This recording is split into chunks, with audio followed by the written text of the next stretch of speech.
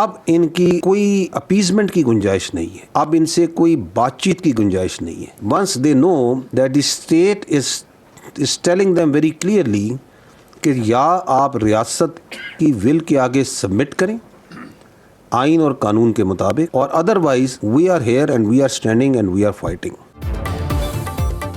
दहशतगर्दों से बात नहीं होगी, वो हथियार डालें या हम उन्हें खत्म कर देंगे। पाक फौज का दो टोक ऐलान। DGISPR lieutenant general Ahmad Sharif Chaudhry ने कहा, दहशतगर्दों को समझ आ गई है, उनके साथ कोई नरमी नहीं बरती जाएगी। रवां साल 40,000 से ज्यादा इंटेलिजेंस बेस्ड ऑपरेशन किए जा चुके, जिनमें 2084 मुसद्दिका दहशतगर्द मारे गए। मजमूई तौर पर 28 खुदकुश हमलों के वाक़यात हुए। ज्यादातर बम धमाकों में अफगान बाशिंदे मुलव्विस निकले। अफगान तालिबान रजीम का एक ही काम है, ये दहशतगर्दी को बतौर कारोबार करते हैं। अफगानिस्तान और भारत में सिर्फ DNA का फर्क है, उनका मुश्तरका एजेंडा सिर्फ दहशतगर्दी है। दहशतगर्दों और उनके सहूलतकारों को 100 गुना तकलीफ देंगे कि वो कयामत तक याद रखें।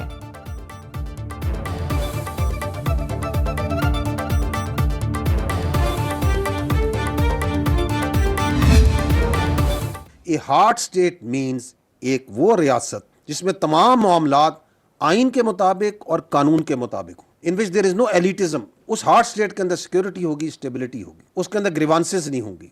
So that is a question mark. आइन आपका वाज़ेह है कि हमारी सबकी बुनियादी कुछ ड्यूटीज हैं। If we are loyal to the state, we are obedient to the constitution and law, and it is given in the constitution कि रियासत है तो सियासत है, रियासत है तो जान है, रियासत है तो नाम है। बदकिस्मती से पाकिस्तान हार्ड स्टेट नहीं। हार्ड स्टेट वो होती है जहां तमाम मामलात आइन और कानून के मुताबिक चलाए जाएं और कानून सबके लिए बराबर हो। हार्ड स्टेट का ये मतलब हरगिज नहीं कि रियासती अमूर फौज चला रही हो। तर्जमान पाक फौज की press conference DGISPR lieutenant general Ahmad Sharif Chaudhry ने कहा, हम सब पर लाजिम है कि रियासत के साथ वफादार रहें, क्योंकि रियासत होगी तो सियासत भी होगी। नेशनल एक्शन प्लान के 14 निकात पर तमाम जमातें मुत्तफिक हैं। रियासत के इस्तेहकाम से ही सियासत, जमहूरियत और दीगर कौमी मामलात का तसलसल मुमकिन है। रियासत हम सब की जान है और पाकिस्तान ही हमारी पहली और आखिरी शिनाख्त है।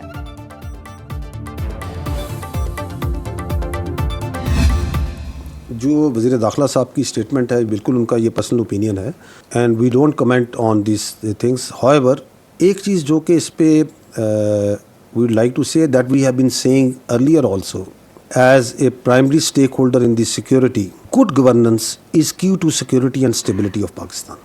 उसके बगैर आपकी मामलात जो हैं वो हल नहीं हो सकते। There is a national action plan, there is an agreed consensus document of national action plan, जिसके 14 निकात हैं, जिसमें तमाम political parties over a period of last 12 years have a consensus, whether they are in power or they are outside power. तो that means कि good governance के लिए कुछ करना पड़ेगा। गुड गवर्नेंस के बगैर मुल्क के मामलात हल नहीं हो सकते। गुड गवर्नेंस के लिए कुछ करना पड़ेगा। मुल्क में बेहतर तर्ज हुक्मरानी की ज़रूरत है और हम बरसों से इसकी निशानदही कर रहे हैं। तर्जुमान पाक फौज ने यह बात प्रेस ब्रीफिंग के दौरान वफाकी वज़ीर दाखिला मोहसिन नकवी के गुड गवर्नेंस और नए सूबों से मुतालिक हालिया बयान पर किए गए सवाल के जवाब में कही।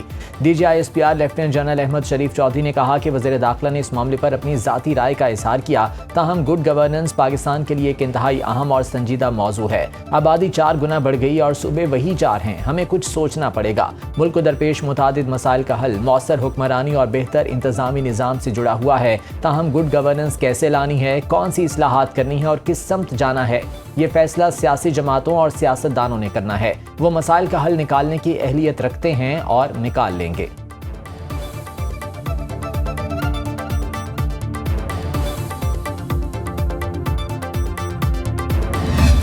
The first thing that we have written is elitism and सरदारिज्म and desire to maintain status quo. ये है बुनियादी इशू बलूचिस्तान, क्योंकि ये वो कबीला है, ये वो हिस्सा है उस सोसाइटी का जिसकी कोई अपनी समझता मेरी ऑब्लिगेशन नहीं समझता, सिर्फ मेरे rights. The elites, the sardars, part of them, उनको तो आदत है कि ये कारोबार के नाम पे, सो कॉल्ड ट्रेड के नाम पे हमने स्मगलिंग करनी है, हमने नार्को लानी है, हमने डीजल लाना है।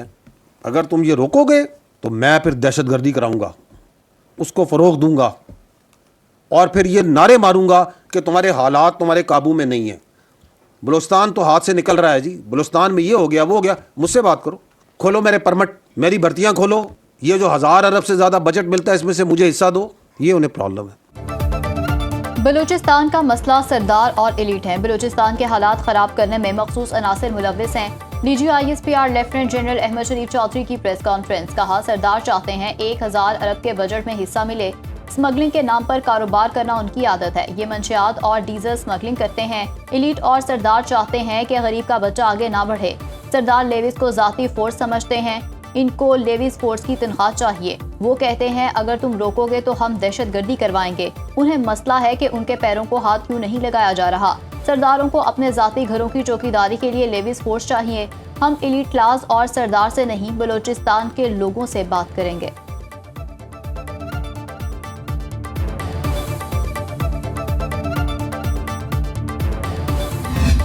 हकूक के ऊपर उन्होंने गेम चलाई कि हमें ये हक चाहिए, हक चाहिए, हक चाहिए, हक चाहिए। Let me not go into the details, but I am one thing we are very clear कि अगर पाकिस्तान का सबसे लाडला जो बच्चा है ना, वो कश्मीर है।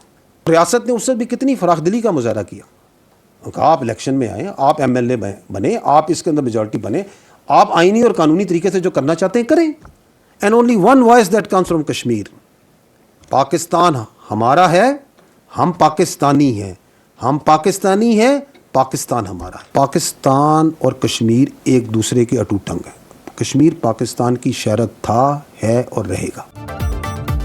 कश्मीर पाकिस्तान की शहरत था, है और रहेगा। DGISPR का हम दुश्मनों को वाज़े पैगाम। कहा, पाकिस्तान का सबसे लाडला तरीन बच्चा कश्मीर है। वसाइल का सबसे ज़्यादा हिस्सा कश्मीर को मिलता है। कश्मीर तकसीम हिंद का नामुकम्मल एजेंडा है। कश्मीरियों ने तय करना है कि उन्होंने पाकिस्तान से मिलना है या भारत से। मुजाहिरीन चाहते हैं डंडे के जोर पर अपनी मनवाएं। रियासत ने मुजाहिरीन से कहा कि आप इलेक्शन लड़ें, असम्बली में आएँ। उनका एजेंडा सबके सामने वाज़े होता जा रहा है। पाकिस्तान से आज भी आवाज़ उठती है कि कश्मीर बनेगा पाकिस्तान।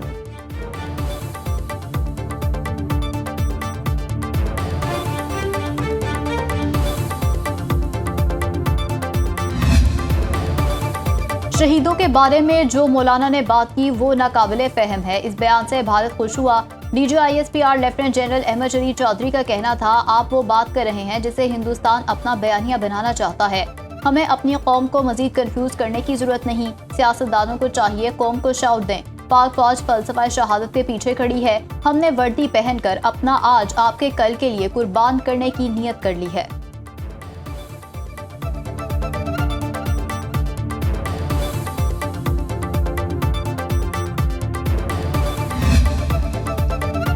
पाकिस्तान और सऊदी अरब का स्ट्रेटेजिक ताल्लुक है। सऊदी अरब खादिम हरमैन शरीफैन है, पाकिस्तान वहाफिज हरमैन शरीफैन है।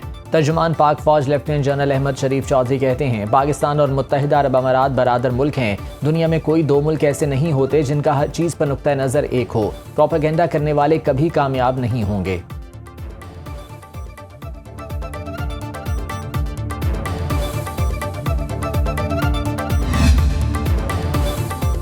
DGISPR lieutenant general Ahmad Sharif Chaudhry ने प्रेस कॉन्फ्रेंस में हकाइक पर मबनी दस्तावेजी सबूत भी दिखाए। मीडिया ब्रीफिंग के दौरान स्क्रीन पर चलाई गई फुटेजेस में अफगानिस्तान में दहशतगर्दों के ठिकानों के खिलाफ टारगेटेड कार्रवाइयां भी शामिल थीं, जिन्होंने इंसानी हुकूक की नाम नहाद गैर मुल्की तंजीमों के दावों का पोल खोल दिया। बलूचिस्तान में दहशतगर्दों के ठिकानों की निशानदेही भी नक्शों की मदद से की गई।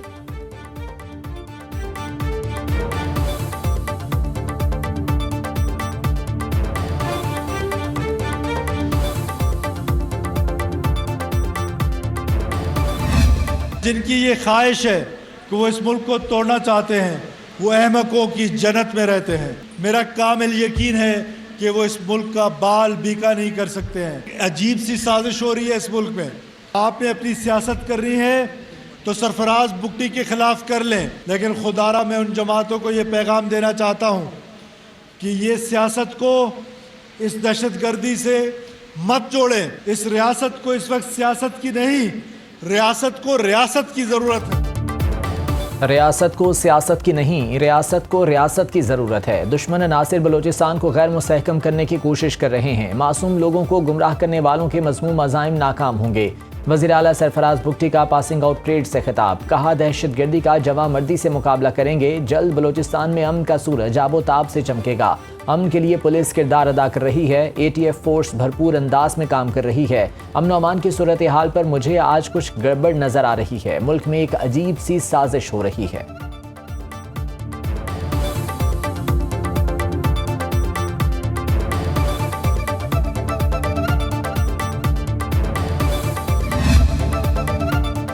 कोयटा में कोयले की कान में धमाके ने कई घर उजाड़ दिए। जमभग मजदूरों की तादाद 34 हो गई। 22 कारकुनों का ताल्लुक चांगला के इलाके अलपुरी से था। पीडीएमए के मुताबिक कान में फंसे मजीद 2 मजदूरों की तलाश जारी। सूबाई वज़ीर मादनियात शुएब नौशरवानी का जमभग कारकुनों के लवाहिकीन को 5 लाख रुपए और जख्मियों को 3 लाख रुपए देने का ऐलान। वज़ीर आला बलूचिस्तान ने रिपोर्ट तलब कर ली। सदर आसिफ अली जरदारी, वज़ीर आज़म शहबाज शरीफ, बिलावल भुट्टो और वज़ीर आला पंजाब मरीम नवाज का अफसोसनाक हादसे पर गहरे रंजो गम का इजहार।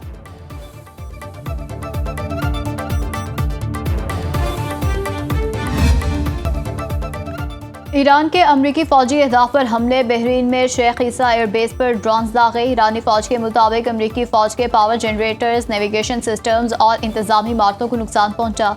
कुवैत में अहमद अल जाबर और अली सालिम एयरबेसिस पर लड़ाका तैयारों के हैंगर, सैटेलाइट निज़ाम, फौजी साजो सामान के गोदाम, फ्यूल टैंकर्स को निशाना बनाया गया। उर्दन के अल अज़रक एयरबेस पर बैलिस्टिक मिसाइल हमले में F-35 लड़ाका तैयारे तबाह और 3 को नुकसान पहुंचा। मुतादिद अमरीकी एहलकारों को हलाक और जख्मी करने का दावा। अमरीकी सेंट्रल कमांड ने ईरानी हमले में F-35 तैयारों की तबाही की तरदीद कर दी।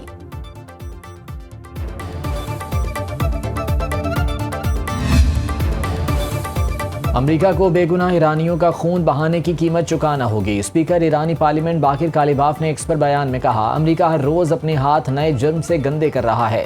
ईरानी वजारत खारजा के तर्जुमान ने जजीरा कशम पर शहरी आबादी पर हमला दहशतगर्दी करार दे दिया। इस्माइल बकाई की अमरीकी हमले की शदीद मजम्मत। कहा, कशम जजीरे में रिहायशी घरों पर होने वाले मुबैना हमले में मुतादिद मकानात तबाह हुए। एक टैक्सी ड्राइवर, उसकी अहलिया और 2 साला बच्चा शहीद हुआ।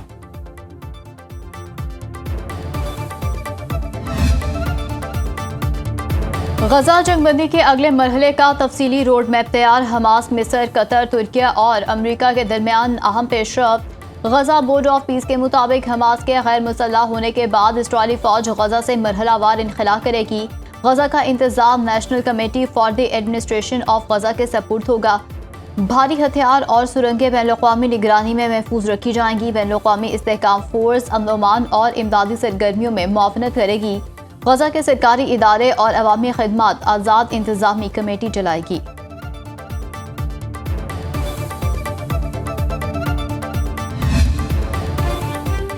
पेट्रोलियम मसनूआत के निर्खों में फिर इजाफा। पेट्रोल ₹1.09 और डीजल ₹2.42 महंगा। पेट्रोल की नई कीमत ₹336.15 फी लीटर हो गई। डीजल ₹393.04 फी लीटर पर जा पहुंचा। आलमी मंडी में खाम तेल $1.11 महंगा। बरतानवी बेंचमार्क ब्रेंट क्रूड ऑयल $90 फी बैरल में फरोख्त। WTI का एक बैरल $85 से तजावुज़। पाकिस्तान स्टॉक मार्केट में तेजी का रुझान। 100 इंडेक्स में 546 पॉइंट्स का इजाफा। इंडेक्स 1,76,094 पॉइंट्स पर बंद।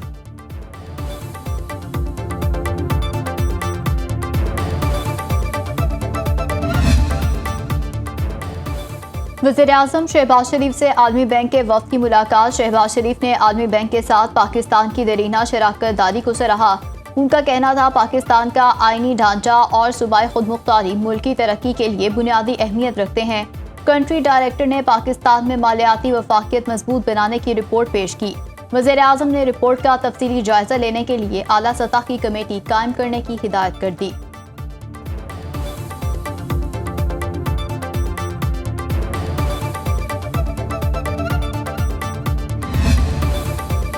वफाकी वज़ीर दाखिला मोहसिन नकवी की खैबर पख्तूनख्वा बलूचिस्तान के ताजरों और सनतकारों के साथ बैठक। अपने सूबों की सिक्योरिटी सूरत हाल और मसाइल से आगाह किया। वफाकी वज़ीर दाखिला की ताजिर बरादरी को मुकम्मल ताउन की यकीन दहानी। मोहसिन नकवी ने कहा, हुकूमत ताजिरों और सनतकारों के मसाइल के हल और उनके तहफ़्फ़ुज़ के लिए तमाम वसाइल बरूए कार लाएगी।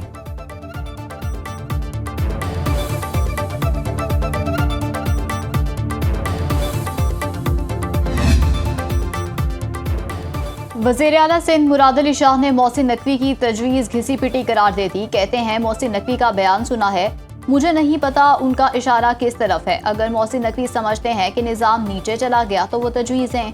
उन्होंने जो तजवीज़ दी वो घिसी पिटी है। सिंध सूफियों की धरती है, यहाँ के लोग इसे कबूल नहीं करेंगे।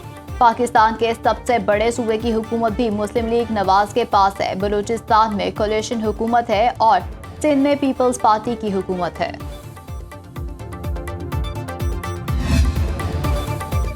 वज़ीर आला मरीम नवाज ने 5 दिन के अंदर पंजाब भर में साफ पानी की फराहमी का फुल प्रूफ प्लान तलब कर लिया। मरीम नवाज की ज़ेर सदारत पंजाब साफ पानी अथॉरिटी का अहम इजलास। शहरियों को पीने के साफ पानी की फराहमी के लिए इकदाम तेज़ करने का हुक्म। साफ पानी की फराहमी के लिए इंटरनेशनल कंसल्टेंसी की खदमात हासिल करने पर इत्तफाक। मरीम नवाज ने कहा, साफ पानी अथॉरिटी को जदीद टेक्नोलॉजी, ह्यूमन रिसोर्स, ट्रांसपोर्ट फराहम की जाएगी।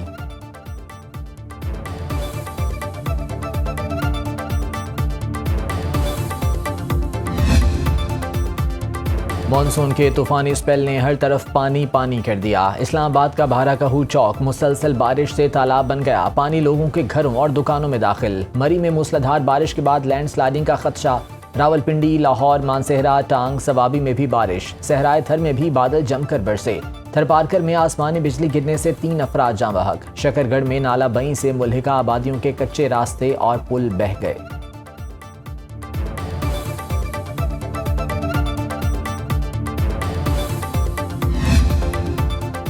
कराची के मुख्तलिफ इलाकों में जलजिला। शाह लतीफ टाउन और भैंस कॉलोनी तरफ जलजिले के झटके महसूस किए गए। बिन कासिम, गिडाफ टाउन, लांडी और गिरदोनवाह में भी जलजिला।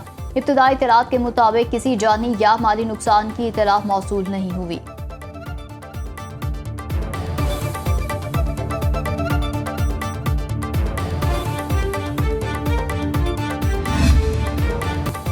स्पेन में शदीद गर्मी ने जंगलाती आग मजीद भड़का दी। खबर एजेंसी के मुताबिक मैड्रिड में 28,000 हेक्टेयर से ज़ायद रकबा जंगलाती आग से मुतासिर। सनखान रिजर्वायर की तरफ जंगलात, कैंपसाइट्स और सियाहती सहूलियात तबाह। लियोन में 300 से ज़ायद अफराद घरों से नकल मकानी पर मजबूर। वज़ीर आज़म पेड्रो सेंचेस ने सूरत हाल को इंतहाई संगीन करार दे दिया।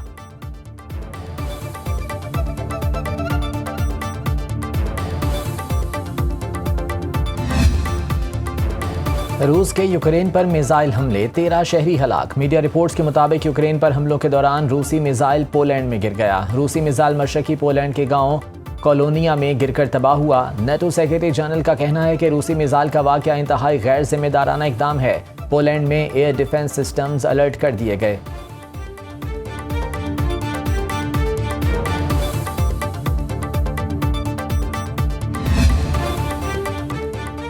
अमेरिका की 250वीं सालगिरह पर खसूसी पेट्रियट पासपोर्ट की तलब में इजाफा। अमेरिकी महकमा खारजा ने मजीद 2,50,000 पासपोर्ट जारी करने का ऐलान कर दिया। दरख्वास्त के लिए खसूसी मराकज़ पर अपॉइंटमेंट का इजरा शुरू। नए डिज़ाइन में व्हाइट हाउस के रेजोल्यूट डेस्क के सामने ट्रंप की तस्वीर शामिल। पासपोर्ट के अंदरूनी सफ़े पर ऐलान आज़ादी का मतन भी मौजूद है।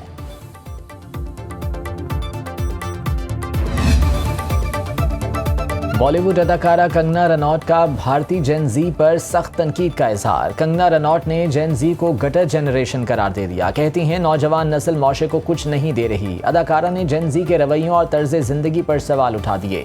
कंगना की तनकीदी पोस्ट पर सोशल मीडिया पर बहस छिड़ गई।